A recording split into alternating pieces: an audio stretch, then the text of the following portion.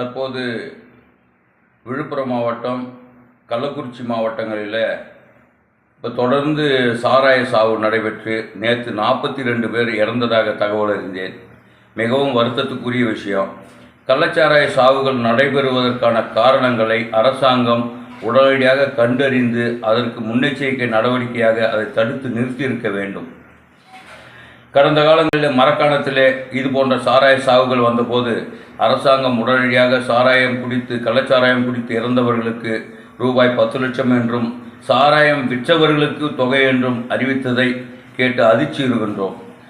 கல்வி கடன் வாங்கி கட்ட முடியாத ஏழை எளிய மாணவர்களுக்கு கடன் உதவியை தள்ளுபடி செய்ய மறுக்கின்ற அரசு, விவசாய இடுபொருட்களை வாங்கி அதை கட்ட முடியாத தவிக்கின்ற ஏழை எளிய விவசாயிகளுக்கு அந்த கடன்களை தள்ளுபடி செய்ய முடியாத, அவர்களுக்கு ஊக்கத்தொகை தர முடியாத அரசாங்கம் கள்ளச்சாராயத்தை குடிக்கக்கூடாது என்று அரசாங்கம் எவ்வளவு அறிவுறுத்தியும் அந்த கள்ளச்சாராயத்தை குடித்து இறந்து போன குடும்பத்தாருக்கு 10 லட்சம் நிதி உதவி அளிப்போம் என்பது எந்த வகையிலும் நியாயமானதாக இல்லை, ஏற்புடையது அல்ல என்பது என்னுடைய கருத்து. கள்ளக்குறிச்சியில் நடைபெற்ற அந்த சாராய சாவு என்பது காவல் நிலையம் அருகிலேயே அந்த சாராயம் விற்று கொண்டிருக்கிறார்கள். ஏதோ நேற்று இன்றைக்கு நடந்த காரியம் அல்ல, அது பல வருட காலமாக அங்கே சாராயம் விற்று கொண்டிருந்திருக்கிறார்கள்.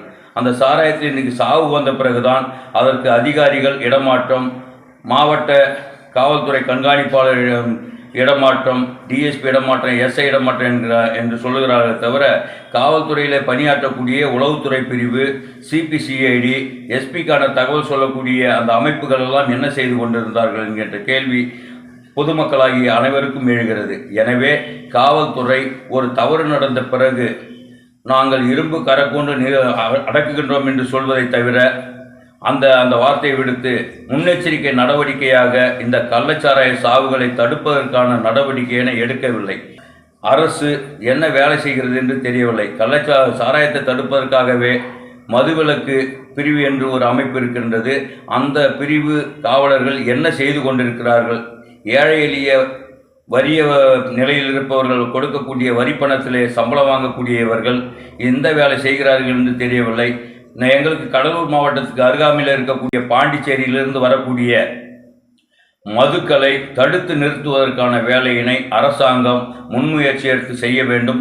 கடலூர் மாவட்ட ஆட்சியர் அதற்குண்டான பணிகளை உடனடியாக செய்ய வேண்டும் என்று எங்கள் விவசாய சங்கம் சார்பாக இந்த நேரத்தில் கேட்டுக்கொள்கின்றேன். கள்ளச்சாராயம் குடித்து இறந்து போனவர்களுக்கு அரசாங்கம் பொது நிதியிலிருந்து அவங்களுக்கு நிதி உதவி தருவதை என்னால் ஏற்றுக்கொள்ள முடியவில்லை. கள்ளச்சாரம்லாம் காசு தான் இருக்காங்க. விருதாச்சலத்தில் கூட ஒரு பகுதி வந்து நைட்டில் கள்ளச்சாரம் காசு தான் இருக்காங்க. இந்த பகுதியில்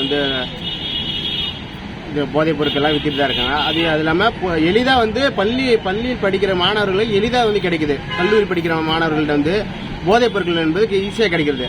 அது என்பது சின்னதாக இது நாக்கில் போட்டுக்கிட்டு அது ஒரு பேர் சொல்லிக்கிட்டு போதைப் பொருட்கான ஏகப்பட்ட பேர் இருக்குது. இப்போ நமக்கு தமிழகம் முழுவதும் நடந்து கொண்டு இருக்குது. அது எப்படி ஒரு ஊரில் ஒரு தலைவருக்கு தெரியாமல் இருக்காது, ஒரு விஓக்கு தெரியாமல் இருக்காது, இப்போ நகரத்தில் இருந்தால் நகரமன்ற தலைவருக்கு தெரியாமல், காவல்துறைக்கு தெரியாமல் இருக்காது, கண்டிப்பாக தெரியாமல் இருக்காது. அவங்களுக்கு கமிஷன் போய்கிட்டே இருக்கு. தமிழக அரசுக்கு இது தெரியும்.